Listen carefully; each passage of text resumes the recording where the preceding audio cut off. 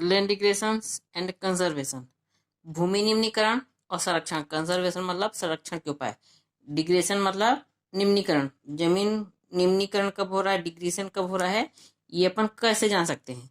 तो ये हमें जो भूमि है, लैंड हमको किससे मिली है? पूर्वजों से मिली है। और हमारी ड्यूटी क्या बनती है? इसको नेक्स्ट जनरेशन है वो को सौंपना। हमने पहले भी बताया है, जो नेचुरल रिसोर्सेस है इनको बनने में बहुत समय लगता है, इसलिए हमें इसको क्या करना है? सहेज कर रखना है, संभाल कर रखना है ना। ह्यूमन इसको क्या कर सकता है? इस भूमि ही है उसको वो इम्प्रूव भी कर सकता है और हानि भी पहुंचा सकता है। किसी भूमि की गुणवत्ता को हम किस तरह आंक सकते हैं? कैसे अपन को पता चलेगा कि कौन सी मिट्टी अच्छी है? तो इसके लिए क्या होगा? भूमि किस हद तक जीव जंतुओं को पनपने में मदद करती है, कितने टिकाऊपन के साथ मदद करती है, उसे उसकी गुणवत्ता का आकलन कर सकते हैं। जैसे क्राफ्ट अधिक होगा, है ना, तो अपन जान सकते हैं कि भूमि कैसी है, अच्छी है। यह क्षमता धरती के अलग अलग जगह पर अलग अलग देखी गई है।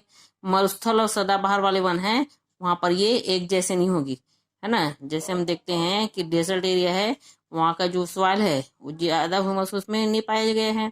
जबकि जो एवरग्रीन फॉरेस्ट हैं, चाहे एवरग्रीन वाले क्षेत्र हैं, वहां पर भूमि की जो क्षमता है वो अधिक होगी।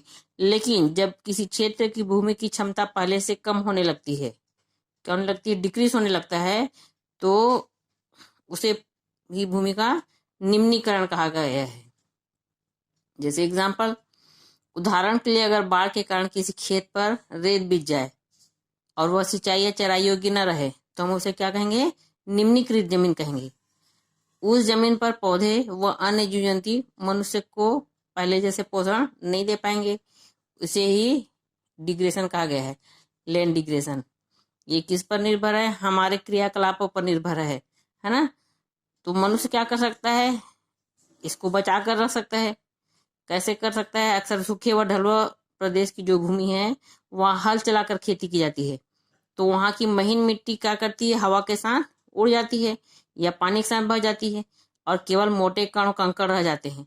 ऐसी भूमि में कोई फसल या क्राफ्ट नहीं उगाए जा सकते हैं। तो हम हर स्टेट के बारे में पढ़ते जाएंगे कि कहाँ पर सॉइल का क्या हुआ है, डिग्रेशन ज्यादा हुआ है कि कम हुआ है। You read the example of Rajasthan canal in the previous lesson. तो हमने पहले पुराने लेसन में पढ़ा ही है कि रेगिस्तानी प्रदेश में नहर से सिंचाई के कारण क्या होता है?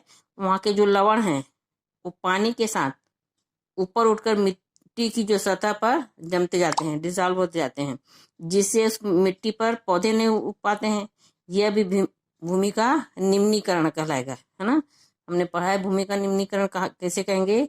जहां पर पोषण तत्व की कमी पाई गई है, उर्वरकता की कमी पाई गई है, वहां पे लॉस होता है, उसे ही निम्नीकरण कहा गया है ना। पंजाब, हरियाणा, पश्चिमी उत्तर प्रदेश जैसे राज्यों में अधिक सिंचाई भूमि के कारण वहां की भूमि क्या होती जा रही है? दलदल बनते जा रही है, और जो मिट्टी का क्या हो रहा है? लवलीकरण होते जा रहा है। तो ज्यादा पानी का उपयोग करना भी लॉस है। पंजाब और हरियाणा में क्या देखा गया है? 5 रिवर होने के कारण वहाँ इरिगेशन के साधन ज्यादा हैं, तो वहाँ के किसान बहुत ज्यादा उपयोग कर रहे हैं। 3 बार फसलें उगाई जाती है, जिससे वहाँ की मिट्टी क्या हो गई है? दलदल होती जा रही है। वैसे हम देख रहे हैं गुजरात, मध्य प्रदेश, महाराष्ट्र के सूखे इलाकों में भी अत्यधिक चराई भूमि नमनीकरण का प्रमुख कारण है। गुजरात में, मध्य प्रदेश, महाराष्ट्र, यहाँ भी भूमि के नमनीकरण देखा गया है। भूमि की क्षमता से अधिक पशुओं की चराई न केवल घास का आवरण और पौधे नष्ट हो जाते हैं, बल्कि ऊपरी परत की मिट्टी भी हवा के साथ उड़ जाती है। तो जो एनिमल्स होते हैं उनका भोजन कहाँ से मिला? जमीन से। तो खाते समय उनका ध्यान नहीं रहता है ना, तो उस चराई के कारण क्या हो जाते हैं? पेड़ पौधे का जो आवरण है वो समाप्त हो जाता है, एक प्रकार से पौधे नष्ट हो जाते हैं। और पेड़ पौधे के नष्ट होने से क्या होगा? उसका जो ऊपरी सतह है वो हवा के साथ बह जाते हैं। अब पढ़ेंगे ओपन कास्ट। ओपन कास्ट उत्खनन से क्या होता है? ऊपरी परत की मिट्टी हटकर नीचे बड़े बड़े गड्ढे खोदकर खनिज निकाला जाता है। उसके बाद वहां की जमीन किसी उपयोग लायक नहीं रह जाती है। तो ये जितनी बड़ी बड़ी इंडस्ट्रीज वाले लोग हैं क्या करते हैं, अपने रॉ मटेरियल के लिए उस जगह का उपयोग करते हैं, वहाँ से सामान तो निकाल लेते हैं, मटेरियल तो निकाल लेते हैं, पर उस गड्ढे को वैसे ही छोड़ देते हैं, तो वो जमीन क्या करती है, उपयोग करने लायक नहीं रह पाती है। ये अभी एक भूमि निम्नीकरण का उदाहरण है। खनन के बाद खदानों वाले स्थानों को गहरी खाइयों और मलबे के साथ खुला छोड़ दिया जाता है। तो ज्यादा कहाँ देखा गया है, झारखंड, छत्तीसगढ़, मध्य प्रदेश और उड़ीसा में। अब पढ़ेंगे लेटराइट के बारे में। सीमेंट उद्योग में चूना पत्थर को पीसना और मृदा बर्तन उद्योग में खड़िया मिट्टी सेल खड़ी के प्रयोग से बहुत अधिक मात्रा में वायुमंडल में धूल घुल जाती है। इसमें से डस्ट बहुत निकलता है ना, चूना पत्थर से निकलता है ना, डस्ट बहुत निकलता है, तो एटमॉस्फेयर क्या हो जाता है, दूषित हो जाता है, इन पर्वत भूमि पर जम जाती है, और ऊपर जाने के बाद भी कोई भी चीज नीचे आती है ना, तो वैसी डस्ट क्या हो जाता है, इस जमीन पर जमने लग जाती है, तो मृदा को जो सोखने की क्षमता है वो क्या होने लग जाती है, कम होने लग जाती है। इसलिए अब देखना, गणेश के समय भी जो वाटर प्रूफ सब बनाए जाते थे, प्लास्टर ऑफ पेरिस का उपयोग किया जाता था, उसको भी सरकार मना कर रही है। उसका कारण ये है कि उसमें वाटर को वो खींच नहीं पाता है, मिट्टियां हैं वो कड़ी हो जाती है। तो विभिन्न भागों में औद्योगिक जल निकास से बाहर आने वाला अवशिष्ट पदार्थ भूमि और जल प्रदूषण का प्रमुख स्रोत है। एक एस्टिमेट बनाया गया, it is estimate that about 1319 crore hectares of land in India are currently degraded. तो 13 से 19% करोड़ हेक्टेयर जो भूमि है वो हमारे क्या हो गई है, निम्नीकृत हो गई है। 28% डिग्रेडेड फॉरेस्ट, जो 28% है, वो वनों के कारण क्या हो गए हैं, डिग्रेड हो गए हैं। 56% वाटर इरोडेड, जल अपर्दित, विंड इरोडेड, बाकी जो बच रहे हैं वो लवणी और क्षारी हो गए हैं। तो छत्तीसगढ़ में हम देख रहे हैं कि 4.8 लाख हेक्टेयर्स जो जमीन है वो क्या हो गई है, निम्नीकृत हो गई है, निम्नीकृत से प्रभावित है। यह मुख्य रूप से पानी द्वारा क्षरण और भूमि की अम्लता के कारण है। अम्लता भूमि क्षरण के कारण होता है ना, भूमि का जो फर्स्ट लेयर है वो क्या हो जाता है, झड़ने लग जाता है ना। उसका प्रभाव किस पर पड़ेगा, क्रॉप्स पर पड़ेगा। हम लोग देखते हैं ना कि जो भी केमिकल का यूज किया जाता है उसमें जो फर्स्ट लेयर है वो ज़्यादा इफेक्ट होता है। अम्लता को नियंत्रित करने के लिए मिट्टी में क्या मिला दिया जाता है, चूना मिलाया जाता है। तो हम देख रहे हैं कि दुर्ग, जांजगीर, कोरबा, रायपुर जिलों में उत्खनन के कारण भूमि का क्या होते जा रहा है, निम्नीकरण होते जा रहा है। यहाँ पे इंडस्ट्रियल एरिया है, दुर्ग है, जांजगीर, कोरबा, ये सब डिस्ट्रिक्ट में खनन का कार्य होने के कारण भूमि का क्या होते जा रहा है, डिग्रेशन होते जा रहा है। There are many ways of tackling land degradation. इसमें बोला जा रहा है कि कुछ हद तक इन समस्याओं को अपन क्या कर सकते हैं, सुलझा सकते हैं। वनारोपण और चारागाहों का जो उचित प्रबंध है इसमें कुछ हद तक मदद कर सकते हैं। जो भूमि क्या है, एग्रीकल्चर लायक नहीं है ना, वहाँ जंगल लगाना या चारागाह विकसित करना उचित होगा। तो अपन के ऊपर डिपेंड कर रहा है कि हम उस लैंड का क्या उपयोग कर सक रहे हैं। इसी तरह सिंचाई को भूमि की क्षमता के अनुरूप रखकर दलदलीकरण और लवलीकरण जैसी समस्याओं से बचा जा सकता है। तो अपन प्रिवेंट कर सकते हैं लैंड का वाटर लॉगिंग और सेलिमिनेशन से। तो ये समस्याओं से बचाव किस पर निर्भर है, हम पर निर्भर है। लैंड डिग्रेशन एंड पॉवर्टी, भूमि नमीकरण और गरीबी, ये दोनों का भी आपस में संबंध है। इसमें बताया गया है कि देश के जितने भी गरीब समुदाय के लोग हैं, है ना, वो किस पर निर्भर हैं, डिग्रेडेड लैंड पर निर्भर हैं। वे या तो पशुपालक होते हैं और या फिर क्या होते हैं, वो इसी जमीन पर खेती करने वाले होते हैं। आदिवासी जो निम्न जाति के लोग होते हैं इस पर ही अपना डिपेंड है, इस पर ही उन लोग एग्रीकल्चर करते हैं। They have no other livelihood option, उनके पास इसके अलावा कोई चारा भी नहीं रहता है।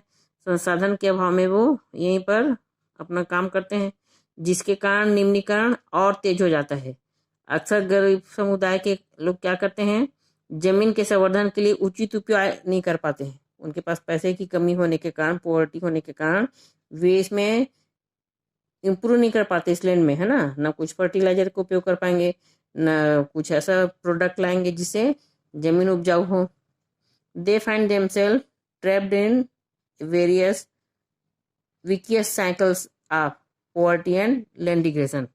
इस प्रकार हम देखते हैं कि जमीन और भूमि का निम्नीकरण है वो एक दूसरे के कुचक्र बन गए हैं। कुचक्र मतलब ये गरीब है वो अपनी गरीबी से नहीं उभर पाते हैं, वैसी जो भूमि जो निम्न हो गई है वो उच्च नहीं हो पाता है। That is why is important for the government to take up and the responsibility to improve and conserve degraded land. अब इसके लिए क्या करना है, सरकार को जिम्मेदारी उठाना है, गरीबों को आजीविका दे और भूमि की गुणवत्ता की रक्षा करे। तो ये किसकी ड्यूटी हो जाती है, सरकार की, है ना, तभी हम इससे बच सकते हैं। Next, land management. Land is a fixed resources while population keep growing. भूमि तो एक स्थिर संसाधन है ना, भूमि को अपन बढ़ा नहीं सकते हैं, ये ईश्वर प्रदत्त है, किंतु संख्या क्या होती जा रही है, निरंतर बढ़ते जा रही है। Our needs also keep increasing as our life styles evolves. और हमारी जो आवश्यकताएं हैं वो धीरे धीरे क्या होती जा रही है, बढ़ते जा रही है। More and more people from the villagers and migrating to urban areas. और धीरे धीरे लोग क्या कर रहे हैं, शहर की ओर आते जा रहे हैं, गांव को छोड़ते जा रहे हैं। This effect our land resources. इसका प्रभाव सीधा किस पर दिखाई दे रहा है, जमीन पर दिखाई दे रहा है। इस जमीन का उपयोग कम हो रहा है, उनकी जो ह्यूमस है वो पावर है वो क्या होते जा रहा है, कम होते जा रहा है। Migration leads to the rapid expansions of urban area. Colonies and factories are built on fertile, cultivable land while forest and clear for agriculture and mining. इससे लोग क्या करते हैं, शहर की ओर आने लग जा रहे हैं। तो कल कारखाने जो दिखते थे, खेत पहले जो दिखते थे वो कारखानों में परिवर्तित होते जा रहे हैं, है ना। All this led to storage of land use. It is important that is properly managed and put to proper use. तो इसके लिए आवश्यक क्या है कि भूमि का जो प्रबंधन है, मैनेजमेंट है, उसको हमें उचित तरीके से कैसे भूमि का उपयोग करें, इसके कुछ तरीके बताए जा रहे हैं, इसको अपन एक्सप्लेन करेंगे। First, planted development of town and village. तो नगर और गांव में शहरों का बेहतरीन ढंग से कृषि भूमि का अतिक्रमण कर रहा है। जैसे इसे ये पहले जो एरिया पर रह रहे हैं वो भी क्या था, एग्रीकल्चर था। तो कॉलोनी को डेवलप करने के लिए एग्रीकल्चर लैंड का उपयोग हो रहा है, जबकि नगरों के बीच में भी खाली जमीन उपलब्ध होती है। यदि नगरों और शहरों का नियोजित विकास हो तो इस समस्या का समाधान हो सकता है ना। तो पहला पॉइंट में हमने पढ़ा नगर एवं गांव का नियोजित विकास, planted development of towns and village. तो मकान दूर दूर नहीं बने रहना चाहिए, पास पास बने होने चाहिए। अभी जो फ्लैट का सिस्टम चल रहा है ना, वो भी भूमि बचाव के लिए सबसे अच्छा साधन है कि अपन छोटे सी जगह में भी रह सकते हैं। तो एक नियोजन होना चाहिए, एक सिस्टमेटिक प्लानिंग होना चाहिए कि गांव का और शहर का विकास कैसा हो। Use of barren land. Barren land can be use to ways. तो बैरन लैंड जो बंजर भूमि है उसका उपयोग दो तरह से किया जा सकता है। First, it can be use to non agriculture activities. The second option is the improve the land for agriculture. तो पहला उपयोग किस पर किया जा सकता है, अकृषि कार्यों के लिए। अकृषि कार्य में क्या आता है, उद्योग, आवासीय उद्योग। दूसरा काम हम किस में क्या कर सकते हैं, इसे कृषि भूमि में परिवर्तित कर सकते हैं, चराई भूमि में अपन परिवर्तित कर सकते हैं, एग्रीकल्चर में परिवर्तित कर सकते हैं, या पास्चर डेवलपमेंट के लिए अपन उपयोग कर सकते हैं। इससे एक तो कृषि भूमि का विस्तार होगा, दूसरा जो बेकार भूमि पड़ी है उसका भी उपयोग हो जाएगा, यूटिलाइज हो जाएगा, है ना। तो सेकेंड नंबर में आ जाएगा बंजर भूमि का उपयोग। थर्ड है यूज ऑफ फेलो लैंड। प्रति भूमि का उपयोग करना है। जो भूमि को हमने बताया था कि एक या दो समय कुछ समय के लिए छोड़ी जाती है, इसका उपयोग किसके लिए किया जा सकता है? कृषि या बागवानी के लिए किया जा सकता है। इससे उत्पादन में भी वृद्धि होगी, है ना। थर्ड बोल रहा है फॉरेस्ट कन्वेंशन ऑफ अफ्रीक्शंस। इसमें क्या हो रहा है? वन संरक्षण एवं वन रोपण। वन संरक्षण मतलब वन एक ऐसा संसाधन है जिसका दीर्घ काल में नवीनीकरण किया जा सकता है ना। जो पुराने झाड़ हैं उसको आप बेकार के झाड़ है उसको हटाकर आप कुछ दूसरा झाड़ लगा सकते हैं, वही नवीनीकरण कहलाया। अतः इसका व्यवस्थापित उपयोग किया जाना बेहतर है। जैसे पुराने वृक्ष क्या होता है, उतनी मात्रा में काटा जाए जितना लगाना संभव हो जाए। भारत में 23% एरिया है वो किससे कवर है?